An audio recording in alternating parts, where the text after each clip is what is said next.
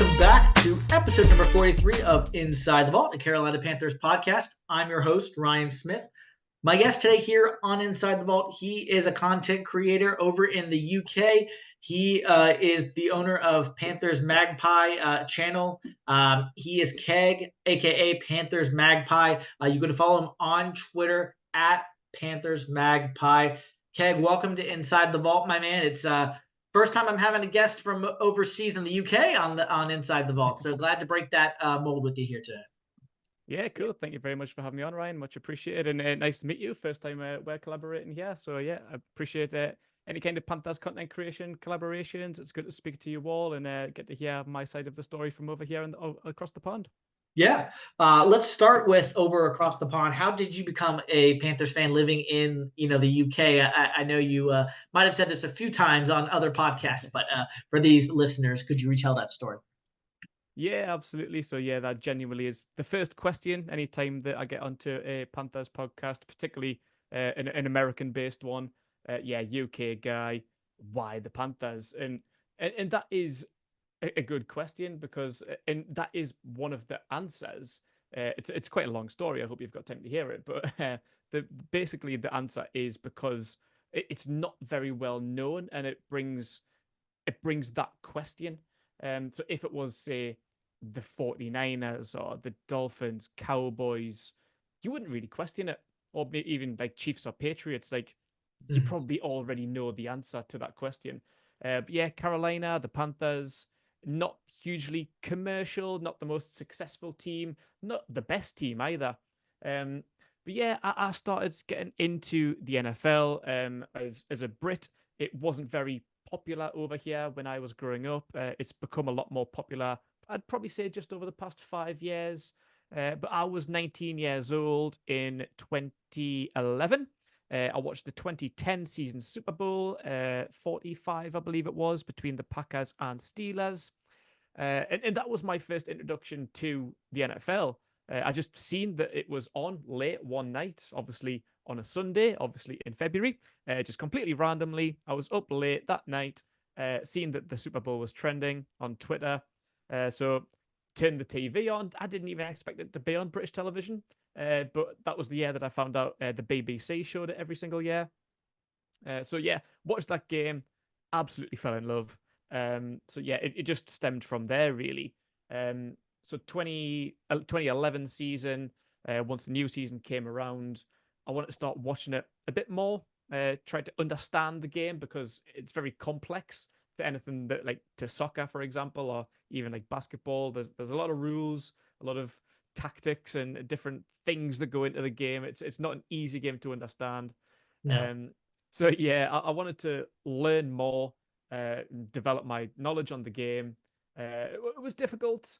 So I thought the only way that I'm really going to learn it is to probably follow a team, just so I can tune into their games every week and learn their roster and then the teams that they're playing. Watch some more games, understand the rules. So yeah, I wanted to pick a team, and my first choice was Green Bay because of Super Bowl 45. I loved Clay Matthews in particular, but Aaron Rodgers and a few of their guys from that team. Yep. That's the team that made me fall in love with the NFL. But yeah, there's a term over here in the UK that we call glory seeker, which is an equivalent to a bandwagon fan. Yep. And being from Newcastle in the northeast of England, you may think my accent is unfamiliar. Maybe it's even a little bit strange because I'm not from London. I don't have a typical British accent. I am from the northeast, from Newcastle, where it's a very particular language or dialect, I should say. And I'm a follower of Newcastle United's soccer team. That's how I started podcasting and content creation, was to do a channel for Newcastle United. We're called the Magpie channel, been going since 2017. But Newcastle United haven't always been the most successful team. We've been a bit rubbish, to be honest. Not a very good team. It's been a bit of a struggle supporting that team all of my life.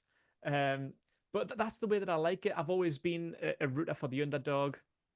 I don't like easy sport. I like to struggle for it. And I think when you win, it's better.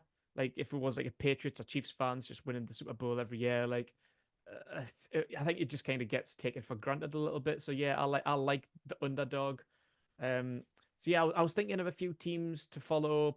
The Steelers, Cowboys, Packers that didn't really interest me.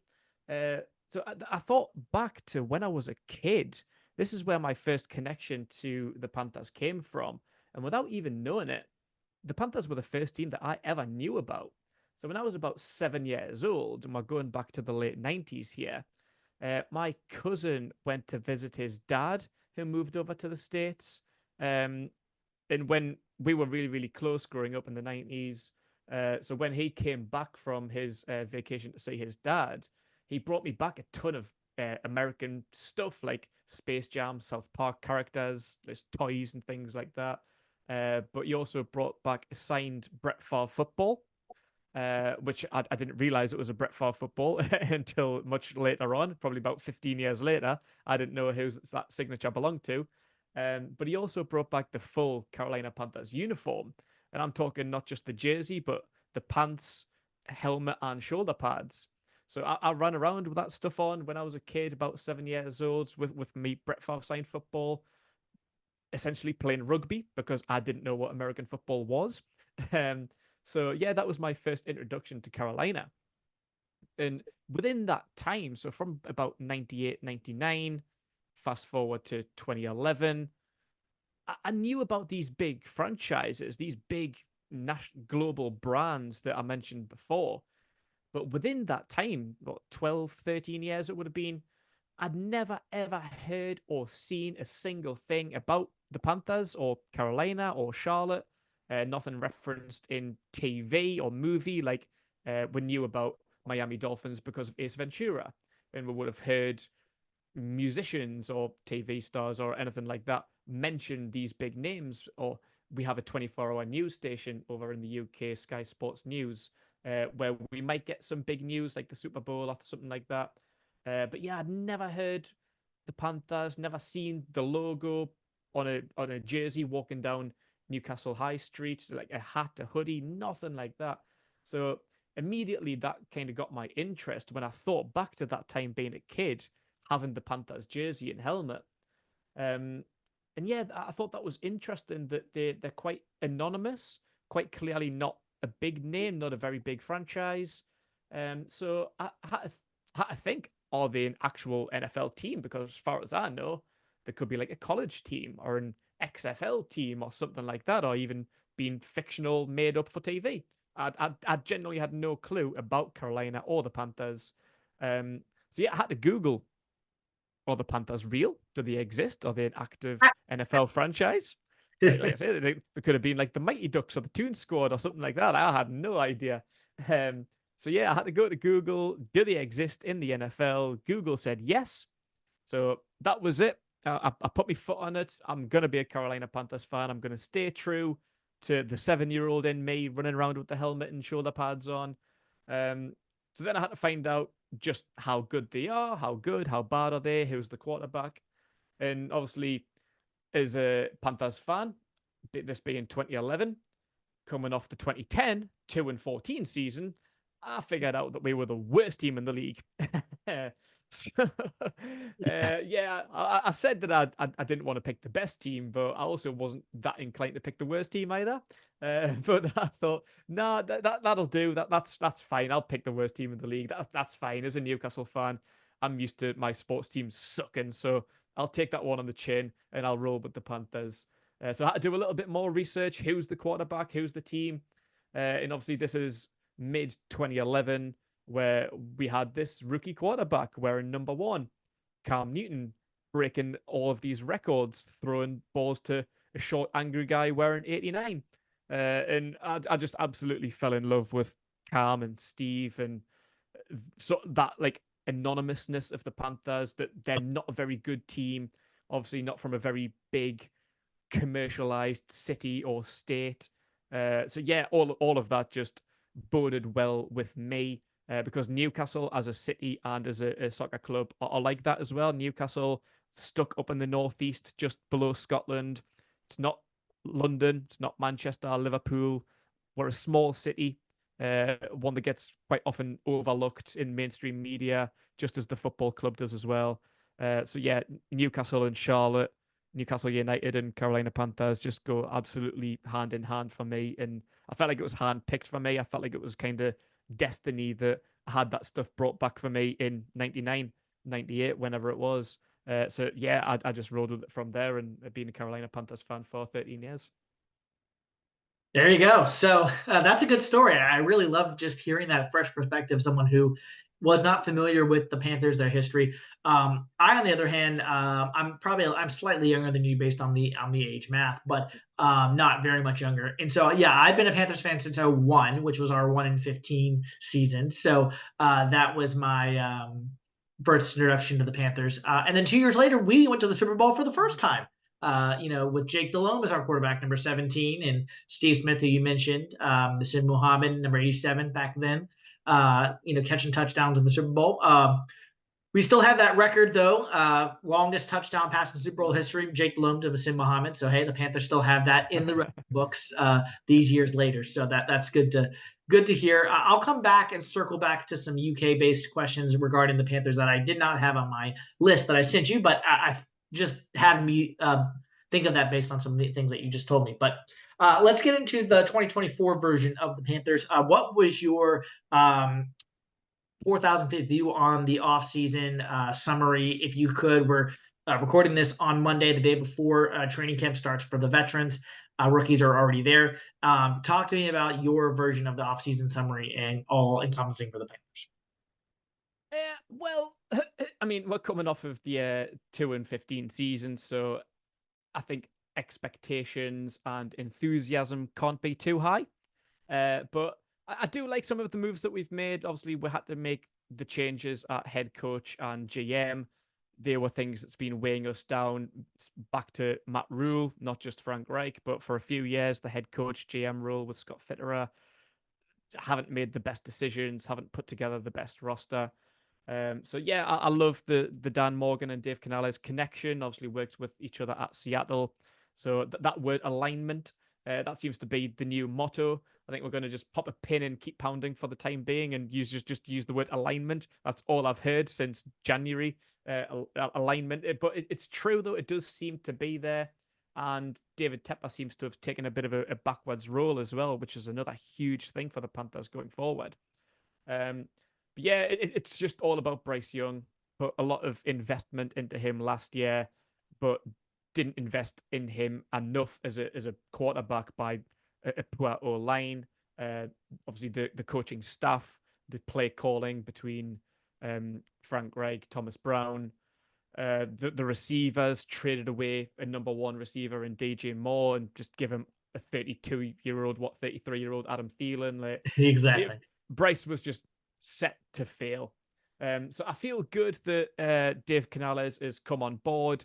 It seems like a bit of like a Moneyball hire in the sense that he's meant to be this quarterback whisperer, offensive guru, done wonders with almost kind of finished Geno Smith, and Baker Mayfield couldn't quite keep his feet under the NFL table by moving on from Cleveland, then Carolina, then LA, and just kind of picked up by Tampa Bay, I think seemingly to be just a bridge quarterback. But Dave Canales worked his magic on both Geno and Baker, and within got them both paid from being seemingly journeymen slash backup slash bridge quarterbacks. 1 year with Dave Canales, and bang, they're the future guys. They've been given big, massive contracts. So I love the Canales hire. I wasn't too keen on it at the beginning because of the fact that we were the only team to interview him during the hiring cycle. Everybody else, it was like the same candidates. Like everybody was getting interviewed. Like Ezra Evero must have interviewed for a handful of jobs.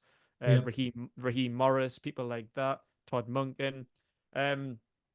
But in only having 1 year of higher level experience, that being an offensive coordinator, you only had 1 year experience at that level, and then within 1 year, bang, straight into a head coaching job. And so I was like, oh, I feel like that's a bit premature. I didn't really like it, but as time's gone on, and I've seen his enthusiasm, the way that he talks about football, he just loves the game. He loves to coach, and that alignment with Dan Morgan, I just see great things for this team. Going forward, obviously, 2024, it's going to be what it is. I think my view on it is progression. That's it. I don't expect miracles. I certainly don't think we're going to win the NFC South. I don't even think we're going to come close to it. But as long as 2023 is dead and buried and we move on to the beginning of the next generation, I'm okay with that. Whatever Canales can bring, if Bryce Young can make the big step up, the O line holds firm, spent $153 million on two guards, went in aggressively with getting Deontay Johnson in a trade and trading up to get Xavier Leggett, as well as the likes of Sanders and Brooks as well. We're trying to put Bryce in the best possible situation. So for that, I'm happy. And I can see Canales' vision and what he wants to do. Like I say, I don't think we're going to have a great 2024, but as long as it's a vast improvement on 2023, which, let's be honest, isn't going to be difficult. 4 wins is double the amount that we won last year, and you can't really ask for much more than double the amount.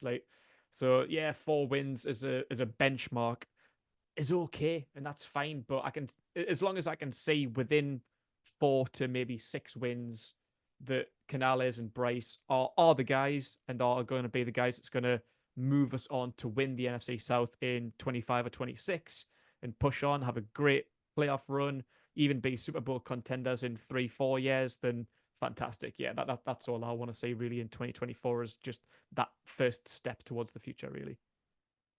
Yeah, and you mentioned it with Canales having that burst of energy. He's young, he's enthusiastic. He comes from the Pete Carroll tree. Coached, as you said, Geno Smith in Seattle, Baker Mayfield in Tampa as the offensive coordinator.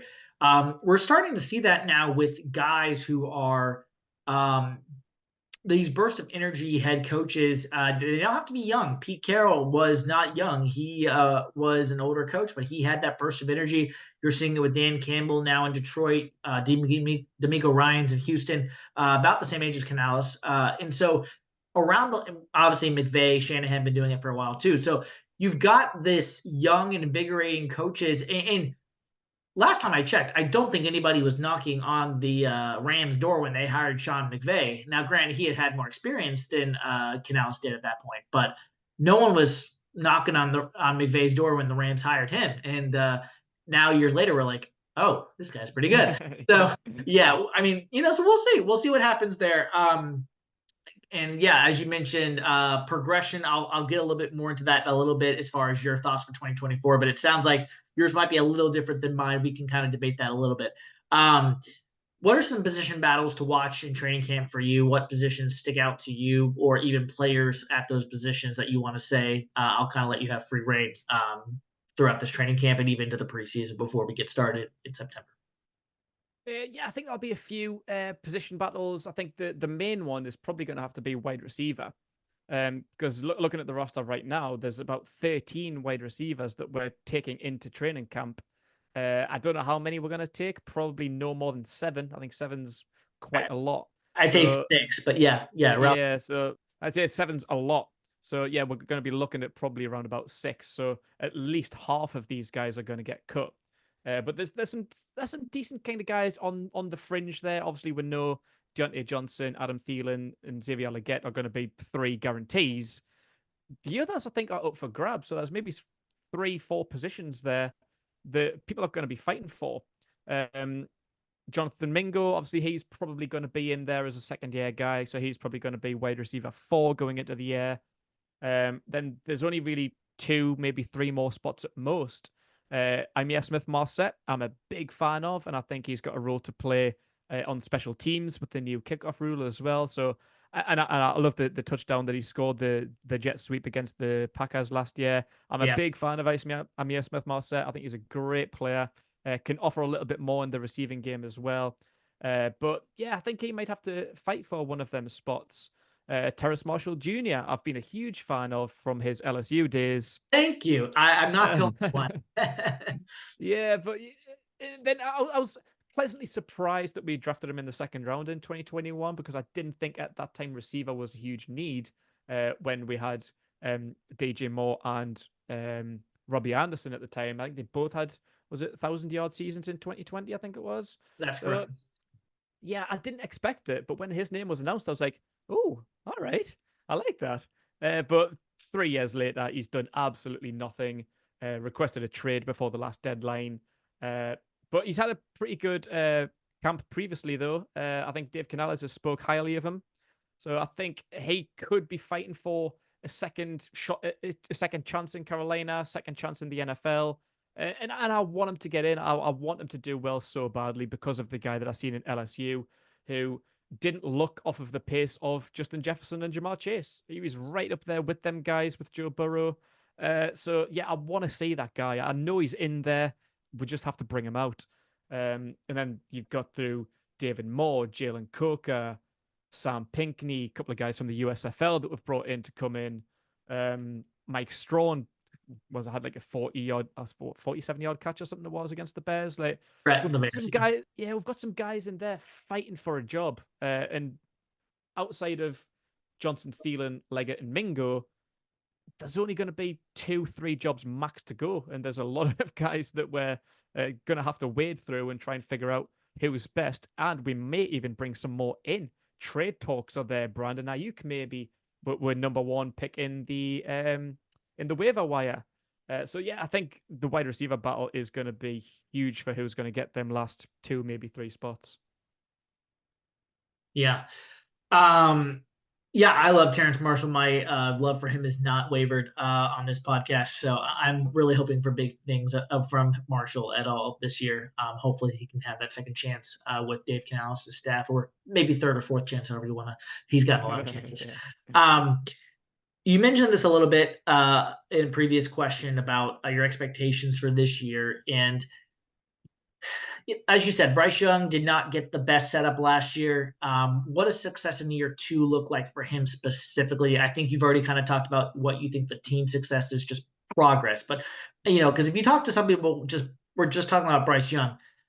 Some people think he needs to show that he is the guy, and there needs to be absolutely no questions asked, or the Panthers should maybe look at the 2025 quarterback class. And then other people say, no, he just needs to show progress under Dave Canales, because he didn't get any of that last year at all. And he needs to just show a nice steadily incline, because that can be, and then kind of take that step maybe in 2025. But this year, just show a little bit of an incline that he is improving. So what I think those are a little bit of 2 extremes there. So I think I'm more maybe in the middle. Yeah. So, but what are your thoughts on that? Yeah, I agree. In the middle, I don't think it's make or break season for Bryce Young. I don't think we need to go into the 2025 draft and think, oh, we need to replace him. I wouldn't go that far. But he does need to have improvement, and quite drastic improvement. He just needs to show enough, whatever that means, that we know for a fact that he's going to be our guy in 2025 and most likely 2026 going forward as well. But yeah, he just needs the weapons. He just needs his O-line to protect him from getting put on his ass. Yeah. He needs receivers to get open.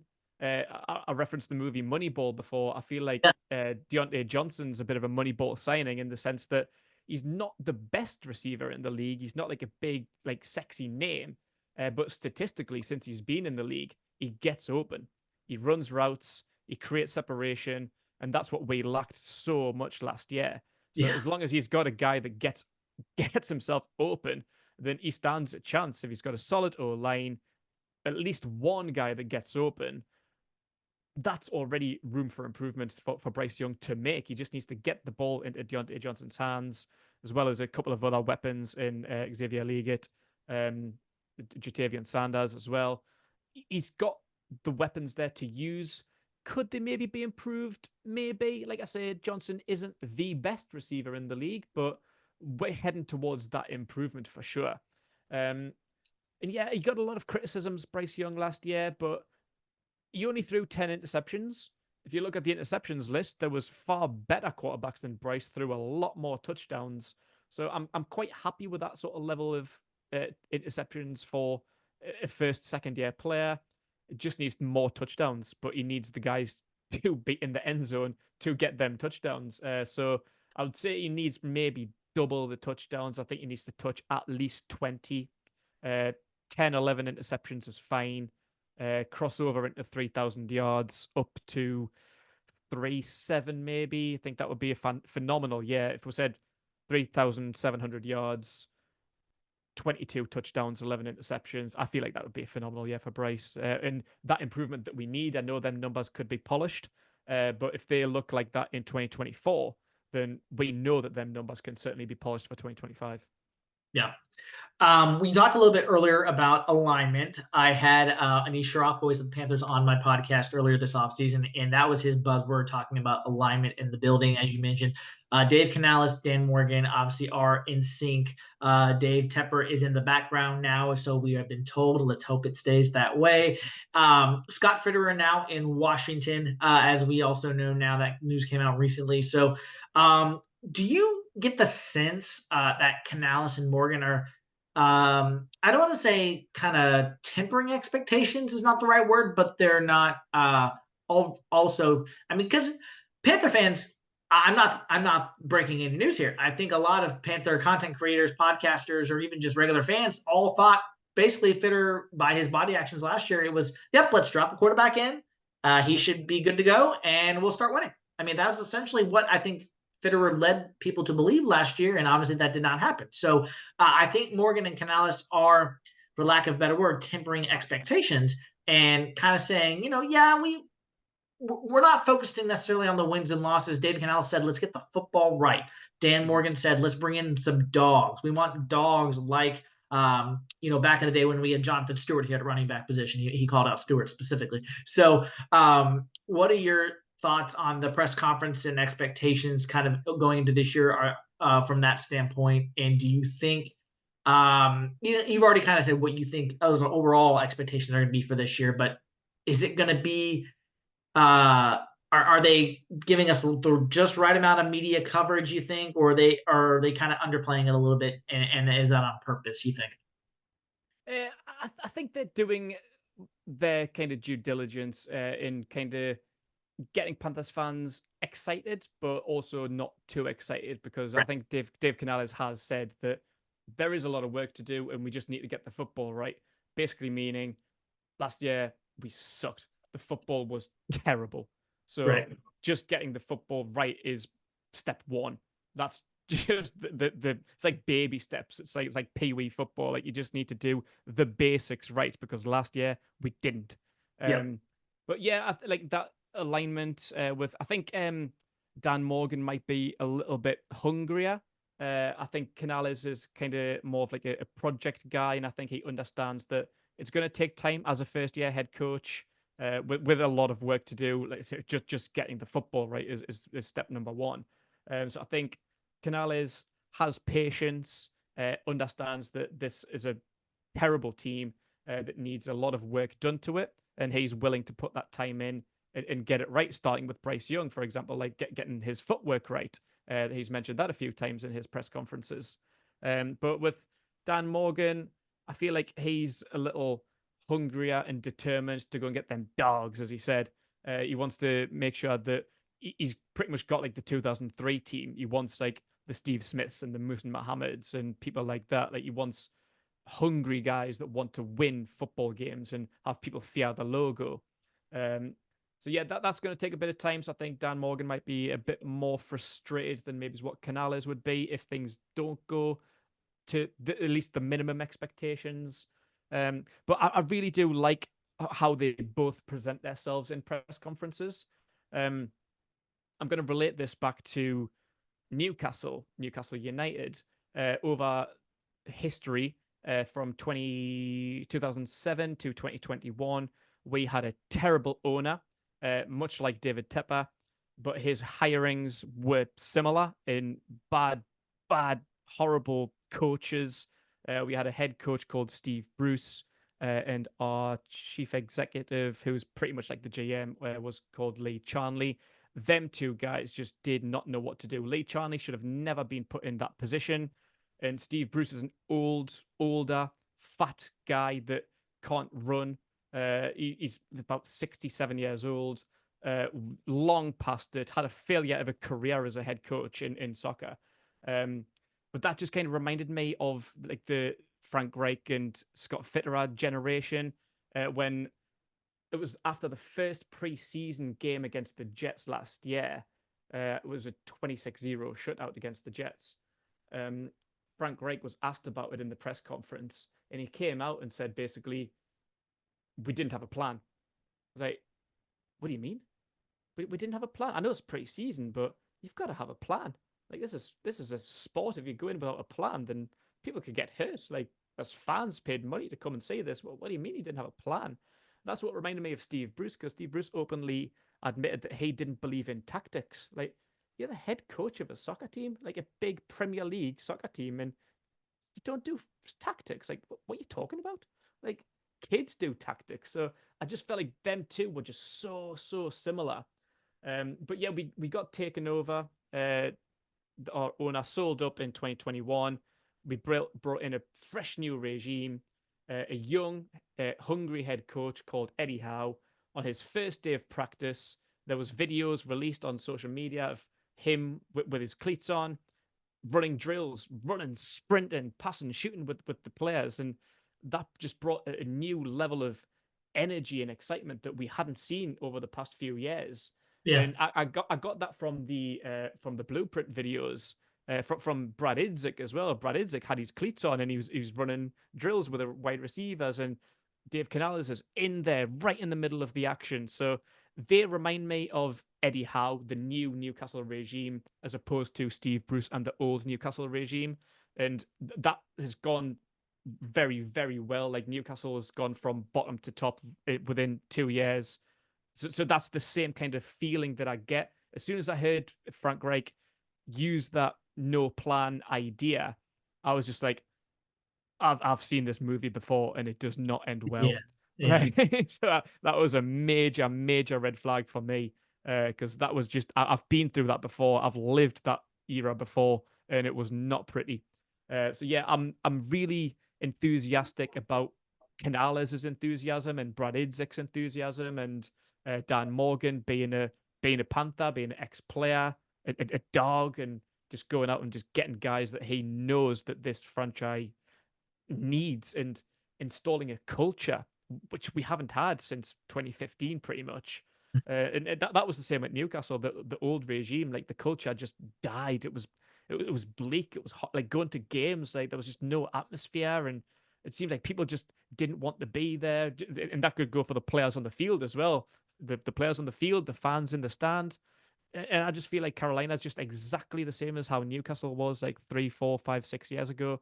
But this new regime, I get a good feeling about it, and it's going to take time because there's so much work to be done. Just starting with point one, but yeah, I feel really good about how we can develop.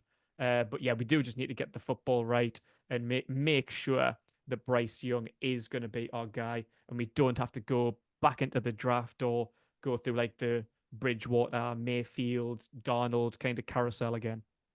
Yeah. That was quite the carousel for sure. Keg, aka Panthers Mag Pie, has been my guest today here on Inside the Vault, episode number 43. Keg, last two for you, and I'll get you out the door. But as we were actually talking there, I don't know if you saw this yet. Before these last two, we're expected to. We're working out two people right now on defense. Free agent pass rusher Derek Robertson from the UFL. He had 4.5 sacks this year in the UFL, so that's encouraging news. We need a lot of help at the defensive end position. Definitely. And then free agent corner from the Lions, Jerry Jacobs, is also coming on a visit, according to Jeremy Fowler of ESPN. So he's someone who started 12 games last year for the Lions, 3 interceptions, 8 pass deflections. So another position outside of J.C. Horn where, Jane Jackson right now is that corner two. Some people think him more as a corner threes, but those are two guys that I'd say bring them in if that helps the Panthers.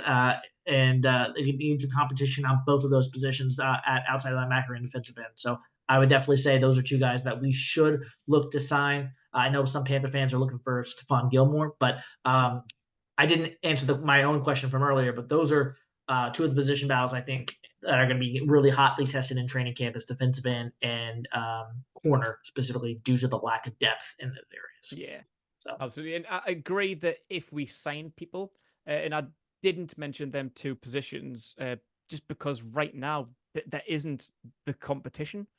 So I don't feel like it's going to be a major competition right now because the depth is very very limited. So the more guys that we can get in from the waiver wire, the better. We need competition. We need to fill in some holes. Whether we go back to Stephon Gilmore, there's a few guys still available. Xavier Howard, I know he's had some issues off the field, but the more people that we can get in, the better. So yeah, I don't really know too much about Jacobs, but from what was it, 4 interceptions last year? Like three, not bad. Three yeah, interceptions, started 3 8 interceptions, pass 8 pass deflections. ones. Yeah, exactly. Yeah, Yeah, nice. I mean, yeah, I don't know a lot about him, but they're pretty good numbers for a pretty good Lions team. So, yeah, we need that competition because, yeah, outside of Dane Jackson being CB2, what we got DiCaprio Bootle, Sean Jameson, yeah, Troy Hill, and Troy Shaw Hill. Smith Wade, and that's it. But I Yeah, see Troy Hill and Shaw Smith Wade as more kind of nickels anyway, so I don't even see them as being corners. So it's pretty much Jameson and Bootle. That's it. So yeah, we need some help there. A lot of help. So yeah, if we can, if this guy's going to come in and get 3 interceptions next year, phenomenal. Yeah, bring him in, or at least bring that competition. I Even was if he gonna doesn't, say even competition. if he doesn't make the roster, that might make Bootle and Jameson better. Like they might see him as competition. I think they're kind of guys that's on the outside looking in a little bit, so they Mhm. need that help to spur them on. Right. This guy's going to come in and try and take my job. Nah, that's not happening. I need to step up and I need to make sure I'm in the 53-man roster. So the more competition, the better. The best men are going to win the job at the end of the day. And yeah, edge rusher, couldn't agree more that that's a huge position of need. Amari Barno, don't even know if he's going to play the season with his ACL injury. Um, yeah, outside of um, Clowney and Wenham. Clowney and Wanham, yeah, they're the top two guys. Outside of that, Chase on, DJ Johnson, that's it. So yeah, that depth is awful. So the more people that we can get in there, the better. Someone that got 4 sacks in the UFL last year, that's great. I've done a little bit of research into Derek Robertson, having found out that information today.